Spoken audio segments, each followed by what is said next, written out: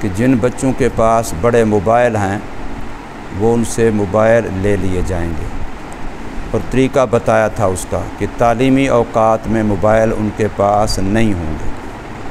یاد ہے کہ نہیں؟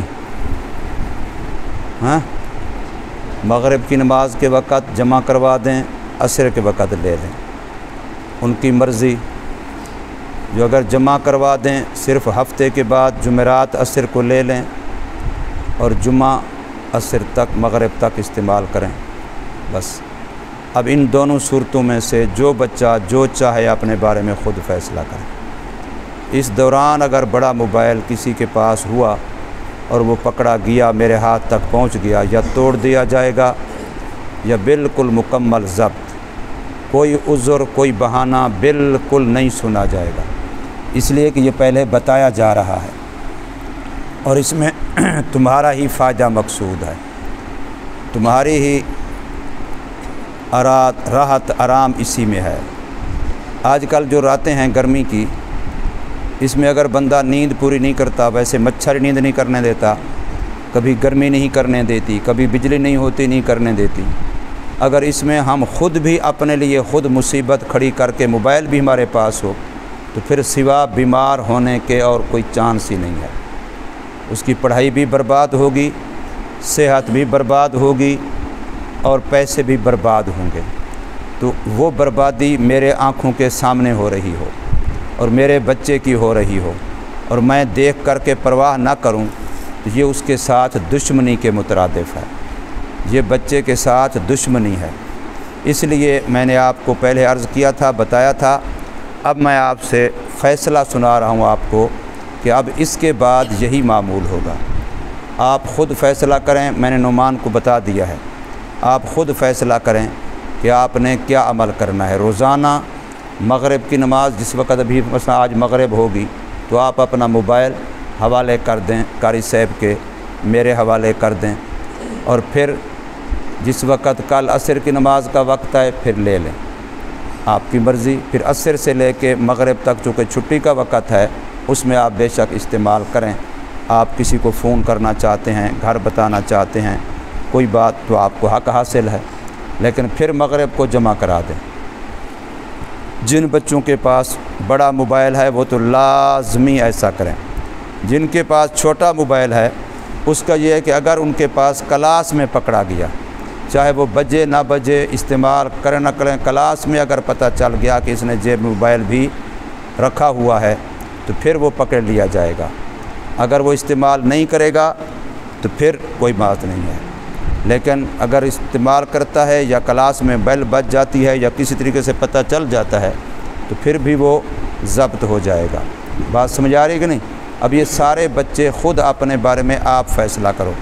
تم میں سے کوئی پاگل نہیں ہے جو ہزاروں کا موبائل رکھتا ہے، اس کو استعمال کرتا ہے تو وہ ہم سے بڑا اپنے آپ کو سمجھدار کہتا ہے، بلکہ اپنے ماں باپ سے بھی بڑا سمجھدار بنتا ہے، اس لیے کہ ماں باپ نے یہی مشورہ دیا ہوگا بیٹا آپ کے لیے موبائل مناسب نہیں، لیکن اس نے کہا تم ابھی پاگل ہو، ابھی تم چھوٹے ہو، میں تم سے 2-4 قدم آگے ہوں، اس لیے مجھے اپنے نفع نقصان کا تم سے زیادہ پتہ ہے۔ ایسے ہے نا؟ اب وہ استاذوں کو بھی یہی پیغام دینا چاہتا ہے کہ تم ابھی سمجھدار نہیں ہو، تمہیں میری پڑھائی کا اتنا نہیں پتہ، تمہیں میری نیند آرام کا اتنا نہیں جتنا مجھے پتہ ہے، اس لیے تم پیچھے رہو، ذرا یہ مجھے خود ہی اپنا فائدے کے لیے استعمال کر دو، بڑا فائدہ ہے اس میں۔ تو یہ ساری باتیں اس بیچارے کی کم عقلی کی ہیں، اس بیچارے کی نا تجربہ کاری کی ہیں، اس کی پاگل پنی کی ہیں۔ میں نے آپ کو بتایا ہے کہ اس وقت جتنے دینی مدارس ہیں سب کے اندر موبائل پر پابندی ہے۔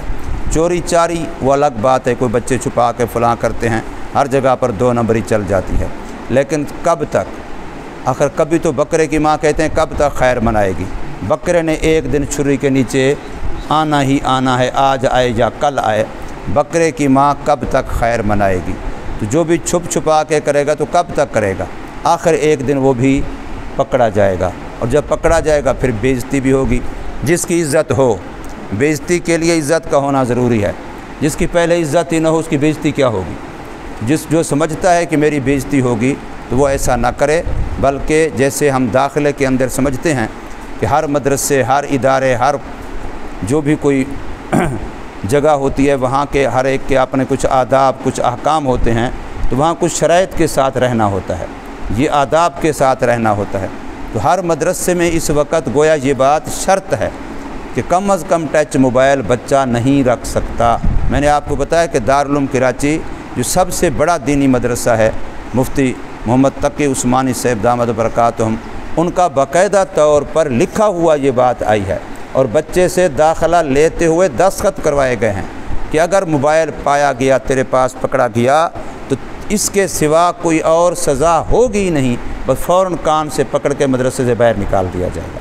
कोई उज़्र नहीं, कोई बात नहीं, कोई मजबूरी नहीं, कोई सुनने सनने की बात नहीं है कि मेरा ये मसला था, मेरी ये मजबूरी थी, बस मेहरबानी कर दीजिए, एक चांस दे दीजिए, एक दफ़ा गलती हो गई फिर नहीं करूँगा, नहीं, बिल्कुल कोई बात नहीं सुनी जाएगी, बस कान से पकड़ा और बाहर।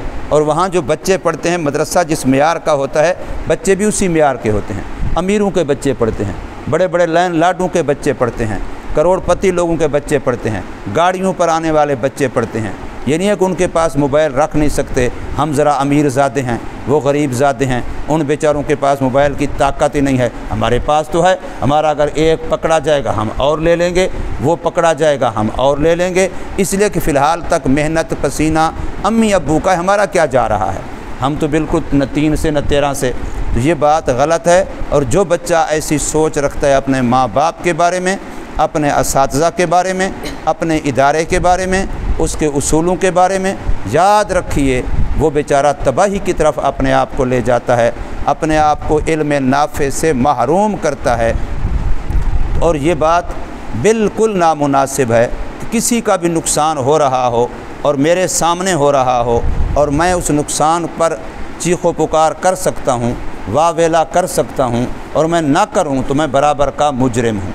मैं अक्सर मिसाल दिया करता हूँ कि अगर एक बंदा चीनी का 1 किलो ले ले और वो शापर में डाल के दुकान से घर जा रहा हो और उसका शापर फटा हुआ हो और वहाँ से थोड़ी थोड़ी चीनी का दाना दाना क्या कर रहा हो, गिर रहा हो, तो जो मुसलमान भी देखेगा तो उसको बुला के रोक के कहेगा कि मेरे भाई आपका नुकसान हो रहा है। कहेगा कि नहीं कहेगा? या कहेगा चलो उसकी चीनी है, मेरा क्या, चींटियों को खुराक मिल जाएगी, चीनी गिरेगी तो चींटियाँ खा लेंगी? नहीं, बल्कि एहसास करेगा। तो जब एक वहाँ चीनी के दाने दाने का एहसास है, थोड़ी थोड़ी चीज़ का एहसास है, तो क्या हमें अपनी ज़िंदगी का एहसास नहीं है? अपनी सलाहियतों का, अपनी लियाकतों का, अपने इस्तेदादों का, अल्लाह ने जो हमें वक्त दिया इसका एहसास नहीं है? हम अपनी नींद को बर्बाद कर रहे हैं, आराम को बर्बाद कर रहे हैं, सलाहियतों को बर्बाद कर रहे हैं, दिल दिमाग को बर्बाद कर रहे हैं, दिमाग के अंदर गंद आ रहा है, आंखें गंद देख रही हैं, ज़ुबान गंद बोल रही है, कान गंद सुन रहे हैं। तो ये सारे आलात हैं जो दिमाग तक बात पहुंचाते हैं। तो जब आँख के ज़रिए से, ज़ुबान के ज़रिए से, कान के ज़रिए से ये सारी चीज़ें गंद पहुँचेगी दिमाग में, तो उस गंदी बाल्टी में तुम दूध नहीं डालते हो, तो उस गंदे दिमाग में अल्लाह ताला कुरान का इल्म डाल देगा। सोचने की बात है ना, उस गंदे दिमाग में अल्लाह पाक हदीस का इल्म डाल देगा। कभी भी नहीं होगा। तुम अगर गंदे बर्तन में 1 किलो दूध नहीं डालते हो तो अल्लाह पाक गंदे दिल दिमाग में ना कुरान डालता है, ना हदीस डालता है, ना कुरान और हदीस के जो बाकी उलूम हैं जो हम किताबों में पढ़ते हैं उनमें से कोई इल्म भी अल्लाह गंदे दिमाग में नहीं डालता। ये पक्की ठक्की बात है। इसलिए इसमें धोखे में न रहिए, अपने आप को नुकसान से बचाइए, अपना एहसास कीजिए खुदा के लिए। हम तुम्हारी खैरखाई के लिए, तुम्हारी चौकीदारी पहरेदारी के लिए अर्ज़ कर रहे हैं ताकि तुम्हारा नुकसान न हो। अल्लाह तबारक व तआला हम सब को समझ भी नसीब फरमाए, अमल की तौफीक भी अता फरमाए।